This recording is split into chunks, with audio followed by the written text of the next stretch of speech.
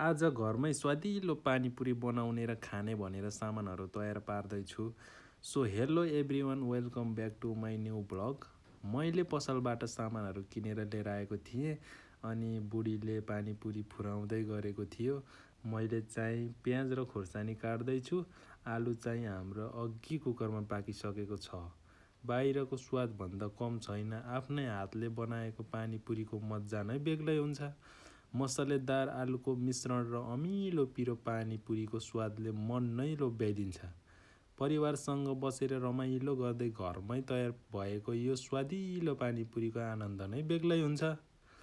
साँच्चै साना खुसीहरू नै जीवनका सबैभन्दा मिठा पलहरू हुन पुग्छ।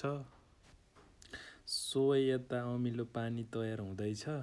पानीमा पनि मसलाहरू, आइटमहरू र अमिलो पिरो च्वाट्ट हुनुपर्छ, अनि पो खान मजा आउँछ।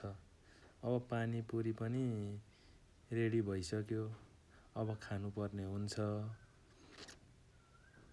फर्स्टमा म एउटा टेस्ट गर्छु कस्तो रहेछ, अनि बल्ल थाहा हुन्छ मेरो बुढीले बनाएको पानीपुरी कस्तो छ भनेर।